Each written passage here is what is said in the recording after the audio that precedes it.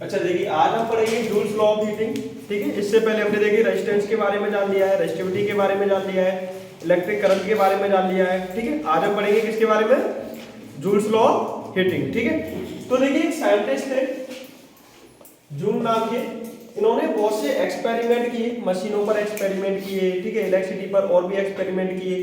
तो इन्होंने एक कुछ चीजें उसमें ऑब्जर्व की। जब उन एक्सपेरिमेंट का जब इन्होंने रिजल्ट देखा तो उसमें कुछ नई चीजें निकल के आई।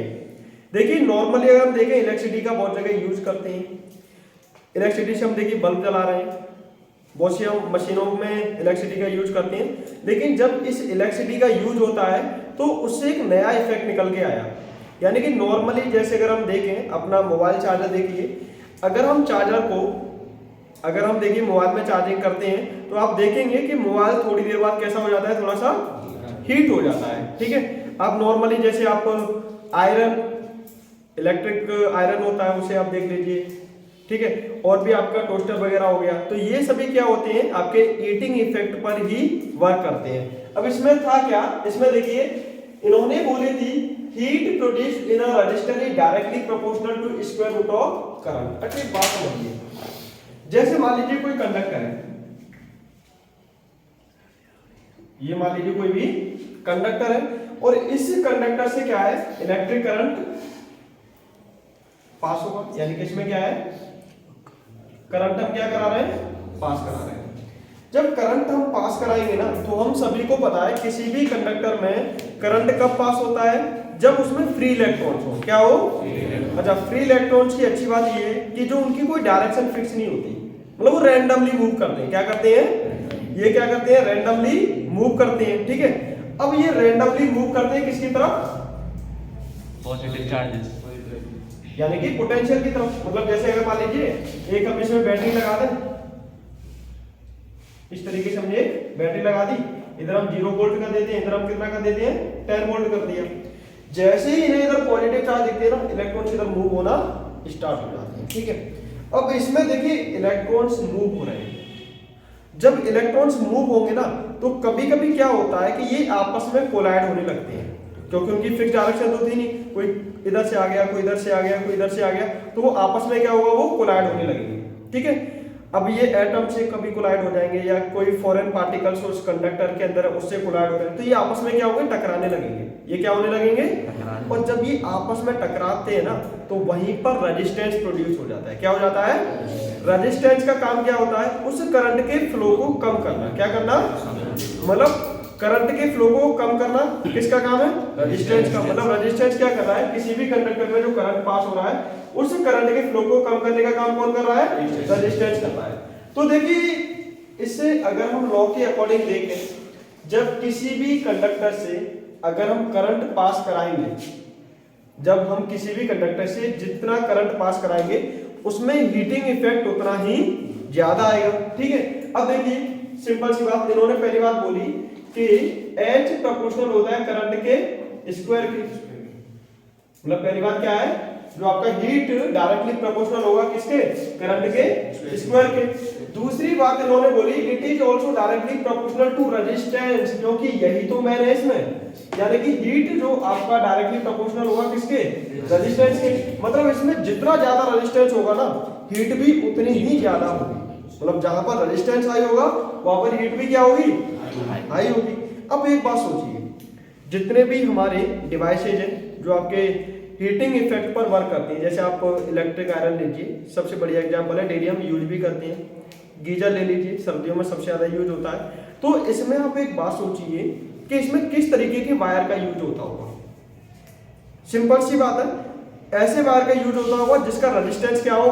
हाई हो। जैसे आप इलेक्ट्रिक हीटर को ले लीजिए, इलेक्ट्रिक हीटर में किसका यूज करते हैं हम?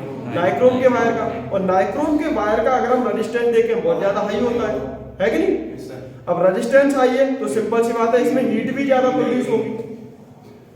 तो ऐसे ही आप इलेक्ट्रिक आयरन को देख लीजिए, उसमें भी जो भी मेटल यूज किया जाएगा वो ऐसा यूज किया जाएगा जिसकी रेजिस्टेंस क्या हो? हाई। ठीक है, तो जहां पर रेजिस्टेंस ज्यादा होगा ना हीट भी वहां पर क्या हो जाती है? ऑटोमेटिक ज्यादा हो जाती है। तीसरी बात आती है टाइम की। किसकी? टाइम की। मतलब किसी भी कंडक्टर से जितने टाइम तक, मतलब जितने ज्यादा टाइम तक आप करंट पास कराएंगे उतना ही हीट बढ़ता है। जैसे मान लीजिए नॉर्मली मैंने मोबाइल को चार्जिंग पर लगा दिया, ठीक है। अगर मैं मोबाइल को चार्जिंग पर लगा रहा हूं तो मैंने लगाया नॉर्मली वो 5 मिनट के लिए। अगर मैं 5 मिनट के लिए मोबाइल को चार्ज कर रहा हूं, क्या आपका मोबाइल या चार्जर ज्यादा गर्म हो जाता है? क्या हीट उसमें ज्यादा होती है? नहीं ना। लेकिन वही मैंने लगा दिया कम से कम 5 से 6 घंटे के लिए। टाइम मैंने क्या कर दिया, टाइम ड्यूरेशन थोड़ी सी बढ़ा दी, तो मैं देखूंगा चार्जर भी थोड़ा सा गर्म हो गया है, मोबाइल भी थोड़ा सा गर्म हो गया है। ऐसे आप ले लीजिए किसको, लैपटॉप को। लैपटॉप को हम चार्ज करते हैं तो लैपटॉप को जब चार्जिंग करते हैं और उसे काफी टाइम तक मतलब थोड़ा सा टाइम ड्यूरेशन वहां पे बढ़ा दें तो आप देखेंगे हमारा जो लैपटॉप है ना वो भी थोड़ा सा कैसा हो गया है, गर्म हो गया है। क्या हो गया है, गर्म हो गया है। मतलब जितना ज्यादा टाइम तक करंट हम फ्लो कराएंगे ऑटोमेटिक वहां पे हीट भी ज्यादा बढ़ जाती है। अगर कम टाइम तक कराएंगे तो सिंपल सी बात है कम टाइम में इतनी ज्यादा हीट उसमें प्रोड्यूस हो नहीं पाती है, ठीक है। तो इसमें देखिए 3 चीजों पर ये इफेक्ट है। H प्रोपोर्शनल होगा किसके, I स्क्वायर के, H प्रोपोर्शनल होगा किसके, R के, और H प्रोपोर्शनल होगा किसके, T के। मतलब ये 3 चीजों पर हीट आपकी क्या कर रही है, डिपेंड कर रही है, ठीक है। अगर इसका फॉर्मूला बनाए तो ये बन जाएगा इसी में से H proportional I square R T, यानी H equal to I square R T। मतलब किसी भी वायर में करंट जितना ज्यादा होगा हीट उतनी ज्यादा होगी, जितना ज्यादा रेजिस्टेंस होगा हीट उतनी ज्यादा होगी, जितने ज्यादा टाइम तक होगा हीट उतनी ही ज्यादा होगी। तो जूल्स लॉ यही था, H equal to I square R T। मतलब हीट डिपेंड करती है डायरेक्टली प्रोपोर्शनल होगी करंट के स्क्वायर के, रेजिस्टेंस के और टाइम के। इन तीनों चीजों पर हीट डिपेंड करती है। और यही आपको सारी चीजें बताई थी किसके द्वारा, जूल के द्वारा, ठीक है। इसीलिए नाम दिया गया जूल्स लॉ ऑफ हीटिंग। इसके बाद है देखिए एक इंपॉर्टेंट पॉइंट है, filament of electric bulb is made up of tungsten. देखिए जो इलेक्ट्रिक बल्ब होता है ना उसका जो फिलामेंट होता है, आपने देखा होगा एकदम पतला सा जो वायर होता है वो टंगस्टन का बना होता है। किसका बना होता है, टंगस्टन का बना होता है। अब इसमें ये टंगस्टन का ही क्यों बना होता है, क्योंकि इसका जो मेल्टिंग पॉइंट है ना, इसका जो मेल्टिंग पॉइंट है वो बहुत ज्यादा हाई होता है। अब जिसका मेल्टिंग पॉइंट ज्यादा होगा ना, सिंपल सी बात है वो जल्दी ब्रेक भी नहीं होगा।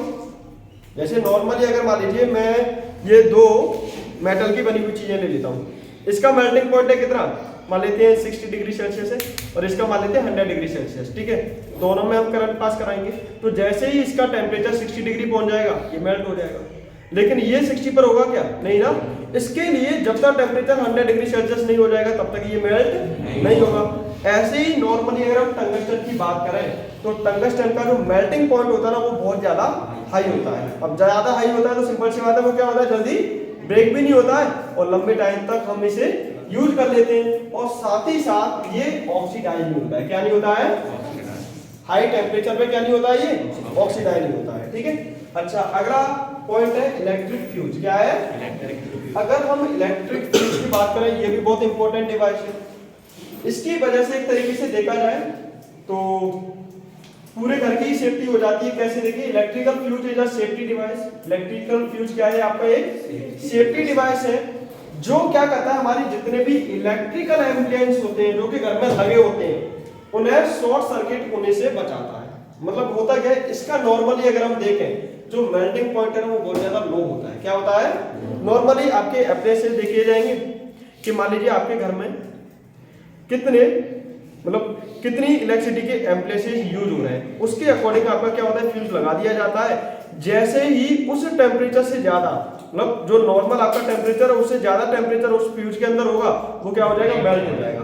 अब ये ज्यादा टेम्परेचर अचानक से कब बढ़ सकता है, जब कोई शॉर्ट सर्किट हो जाए। क्या हो जाए, कोई भी 2 वायर टच हो जाए एक दूसरे से तो वहां पर शॉर्ट सर्किट होगा।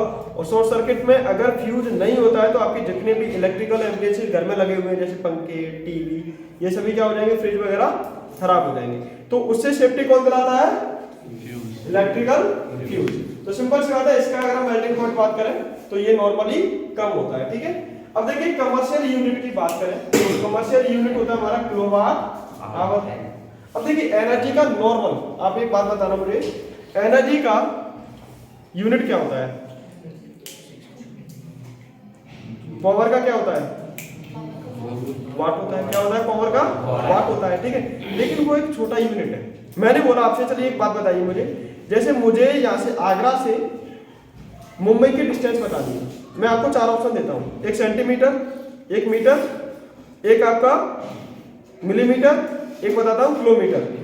तो वो डिस्टेंस मुझे आप सेंटीमीटर में बताना चाहेंगे, मिलीमीटर में बताना चाहेंगे या किलोमीटर में बताना चाहेंगे? किलोमीटर में बताना चाहेंगे। क्यों? क्योंकि डिस्टेंस बहुत ज्यादा हो गया और उस डिस्टेंस के लिए हम अगर किलोमीटर यूज करते हैं तो वो सबसे ज्यादा अच्छा होगा। ठीक है, तो यहाँ पर ऐसे ही जो कमर्शियल यूनिट होता है इलेक्ट्रिक एनर्जी का, सिंपल सी बात है, हमारे घर में जो एनर्जी यूज होती है वो बहुत ज्यादा यूज होती है, कम तो होती नहीं है। तो बड़ी यूनिट जो होती है वो होती है हमारी किलोवाट आवर। अब देखिए, अगर आपसे कभी कभी ये पूछा जाता है कि 1 किलोवाट आवर को अगर आपको जूल में कन्वर्ट करें तो कितना होगा? चलिए एक बात बताइए, 1 किलोवाट में कितने वाट होते हैं? 1000 होते हैं। 1 किलोवाट इक्वल टू होता है 1000 वाट। और 1 आवर में अगर हम सेकंड निकालें, 1 आवर में 60 मिनट, 60 मिनट में सेकंड 60 मतलब निकालेंगे 3600 सेकंड। ठीक है, अगर इसी को हम जूल में कन्वर्ट करें तो क्या हो जाएगा? देखिए 1000 into 3600, आप देखिए मल्टीप्लाई कर दीजिए, 36 कितने जीरो? 3 और 2 5, 3 और 2 5 हो गया। अगर इसी को मैं लिखना चाहूँ, देखिए 36 into 10 की पावर कितना हो जाएगा? 1 2 3 4 5। ठीक है, अगर मैं यहाँ पे पॉइंट लगा दूं तो एक जीरो इधर बढ़ जाएगा, तो ये हो जाएगा आपका 3.6 into 10 की पावर 6 जूल हो जाएगा। ठीक है, अगर आपसे पूछा जाए 1 किलोवाट को आप कन्वर्ट करिए जूल में, तो आप ऐसे कन्वर्ट कर सकते हैं। जूल आपका एक छोटी यूनिट हो गई।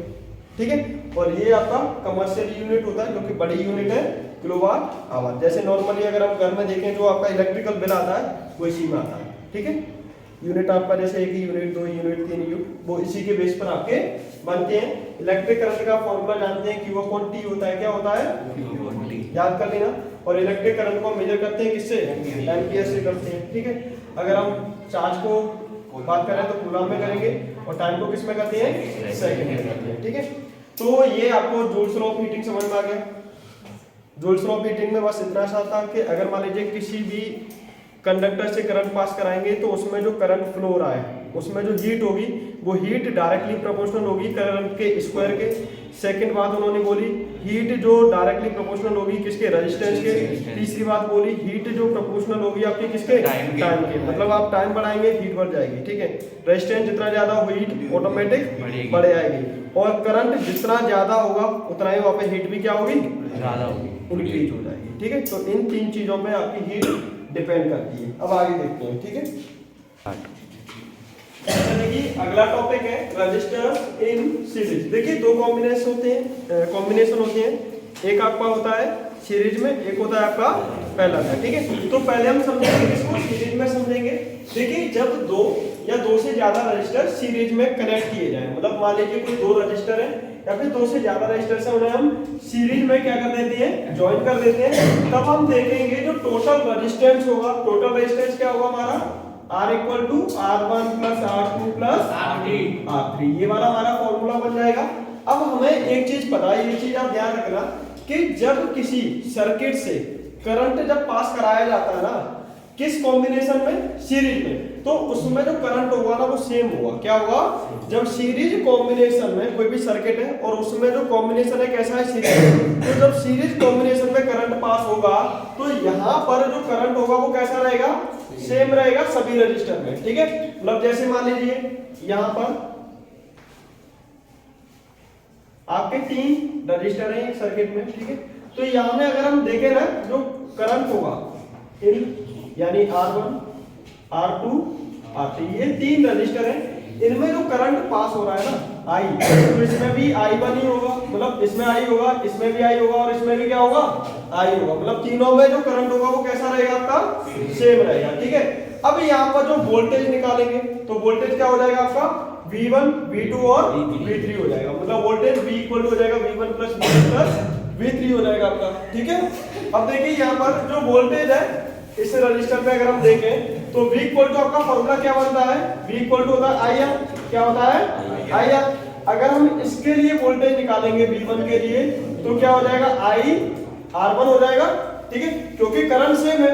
ऐसे ही अगर हम V2 निकालेंगे तो क्या हो जाएगा, I R2 हो जाएगा। इसमें भी करंट सेम है तो I लिया हमने।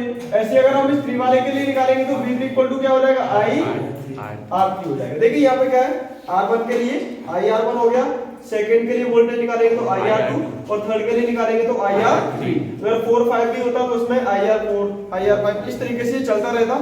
इसमें जो करंट होगा सर्किट में वो कैसा रहेगा, आपका सेम रहेगा। ठीक है, अब देखिए V equal to I R1, V2 equal to I R2, V3 equal to I R3 हो गया। अब इसमें देखिए अगर मैं तीनों को ऐड कर दूं, मतलब इसमें मैं क्या करूंगा, तीनों को ऐड कर दूं तो V इक्वल टू क्या हो जाएगा, V1 plus V2 plus V3।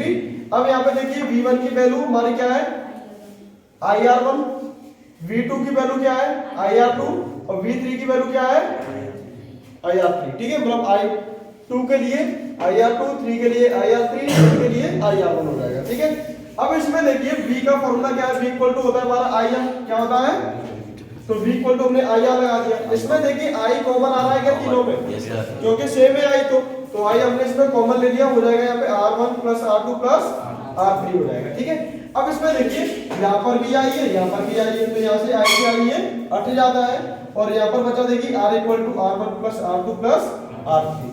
तो इससे हमें एक चीज समझ में आ गई, अगर मान लीजिए हमें मैक्सिमम रेजिस्टेंस निकालना है, अगर हमें क्या निकालना है, मैक्सिमम रेजिस्टेंस निकालना है, तो हम रजिस्टर को किस कॉम्बिनेशन में ऐड करेंगे, सीरीज में करेंगे। इसमें करेंगे सीरीज में। अगर आप किसी भी रेजिस्टेंस को मैक्सिमम चाहते हैं तो आप उसे किस में कनेक्ट कर दीजिए, सीरीज में कर देंगे। तो आप ये नोट पॉइंट में लिख सकते हैं कि मैक्सिमम रेजिस्टेंस के लिए मैक्सिमम रेजिस्टेंस के लिए हम कॉम्बिनेशन कौन सा रखेंगे, सीरीज रखेंगे। ठीक है, और अगर हम बात करें पैरेलल में, तो पैरेलल में क्या होता है कि देखिए इस केस में जो वोल्टेज है ना वो सेम रहते हैं, मतलब सीरीज में करंट सेम था, सीरीज में क्या था, करंट सेम था, लेकिन पैरेलल में क्या होता है, इसमें अगर हम देखेंगे तो इस हर रजिस्टर में, ईच रजिस्टर में अगर हम बात करेंगे तो वोल्टेज क्या रहेंगे, सेम रहेंगे। वहां पे करंट था, यहाँ पर क्या रहेगा, V सेम रहेगा। ठीक है, अगर इसमें हम देखें टोटल मतलब टोटल करंट निकाले तो टोटल करंट क्या हो जाएगा, I equal to I1 plus I2 plus I3। मतलब पैरेलल में क्या होता है, देखिए ये मान लीजिए एक सर्किट है, ठीक है, और इसी में से एक और ऐड कर सकते हैं कुछ इस तरीके से, और एक और यहाँ पर लगा सकते हैं। तो ये आप देखेंगे ना, आप यहाँ पे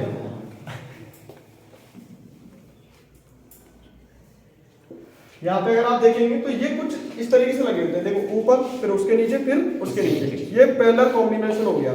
इसमें पैरेलल कॉम्बिनेशन में ये होता है कि जो वोल्टेज रहेंगे, यानी कि जो V की वैल्यू रहेगी वो कैसी रहेगी, सेम रहेगी। ठीक है, तो यहाँ पर अगर आप करंट निकालें इस वाले का I2 और I3, ठीक है, अभी तीनों में वोल्टेज V रहेगा, तीनों में वोल्टेज क्या रहेगा, V रहेगा। अब इसमें देखिए एक बात बताइए, फॉर्मूला हमने पढ़ा है V equal to I R पढ़ा है।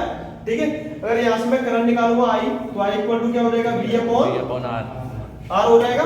ठीक है, अब देखिए वोल्टेज मेरा V सेम है, तो अगर मैं I1 निकालूंगा, जैसे I इक्वल टू मैं टोटल तीनों को ऐड कर दूं, I equal to I1 plus I2 plus I3 ऐसे हो जाएगा।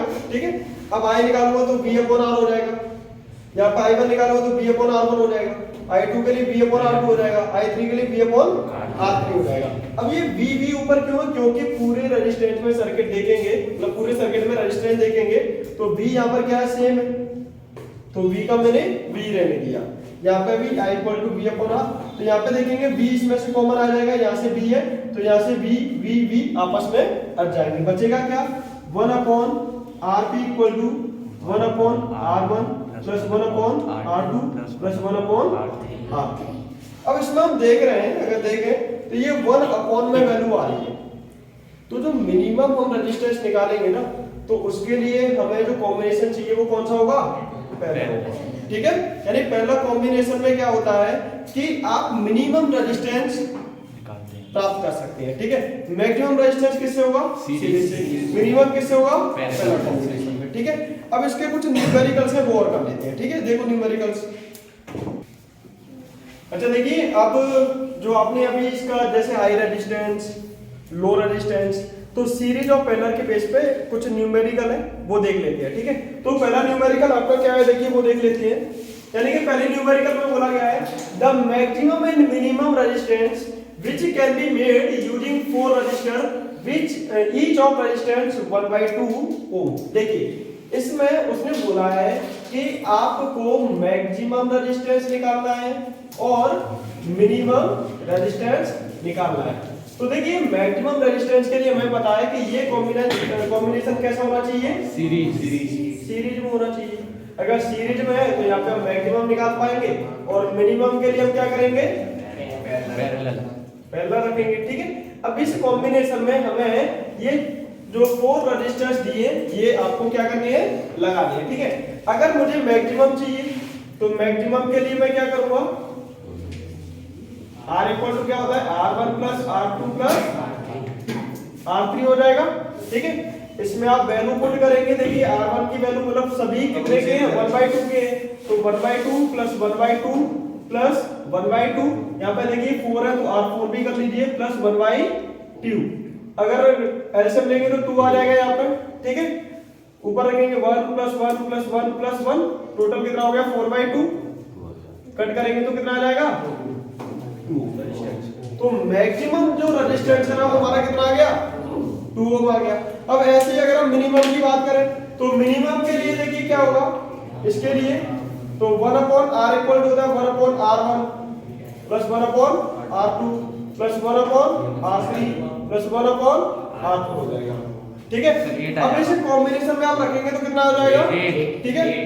देखिए इसमें आप लगाइए 1/1/2 प्लस 1/1/2, एक सेकंड 1/r निकाल लेना हमें, एक सेकंड 1/2 प्लस 1/2 प्लस 1/2 प्लस 1/2, ठीक है।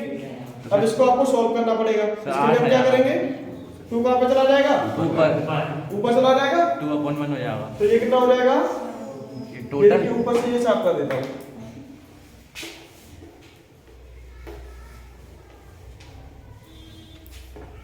तो ये हो जाएगा 1/r equal to 2/1 plus 2/1 plus 2/1, ठीक है। 1/r इक्वल टू कितना हो जाएगा 2 2 4 2, ऐसे तो 1 ही हो गया आपका, और ये 2 2 4 8 2 6 2 8। अब ये जो वैल्यू है ना आपकी 1/r की वैल्यू है, किसकी है 1/r की वैल्यू है। अब आप ये रिवर्स करेंगे, देखिए रिवर्स करेंगे तो r की वैल्यू आप निकालेंगे ना, ये हो जाएगा 1/8 हो जाएगा, ठीक है। अब 8 का आप डिवाइड दे दीजिए, ये आपका मिनिमम वैल्यू आ जाएगा, ठीक है। अगर आप निकालने की कोशिश करें तो मतलब 0.12, ठीक है 125, तो ये हमारा पहला कॉम्बिनेशन आ जाएगा, ठीक है। तो मैक्सिमम के लिए हम किस में रखते हैं, सीरीज में रखते हैं, और मिनिमम के लिए हम किस में रखेंगे, पहला रखेंगे, ठीक है। तो दोनों कॉम्बिनेशन आपको समझ में आ गए, कर लोगे ना आराम से। अब देखिए अगला question, find the number of electrons transferred between 2 points kept at a potential difference of 20 volt if 40 joule of work is done। अब समझिए, इसमें अगर न्यूमेरिकल आप करना चाहते हैं तो न्यूमेरिकल में पहले न्यूमेरिकल की लैंग्वेज को पहचानो, जो चीजें दी गई हो, जो आपको गिवन है वो पहले आप लिख लीजिए। जैसे कि इसमें देखिए बोला उसने पहला find the number of electrons, यानी n की वैल्यू आपको निकालनी है, ठीक है।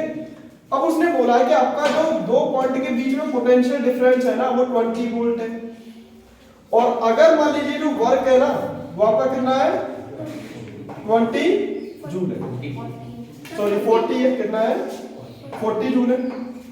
अब एक बात बताइए, हमें n तो पूछा है, अब ऐसा कोई फॉर्मूला होता नहीं है कि v और w का यूज करके हमें n निकालना है।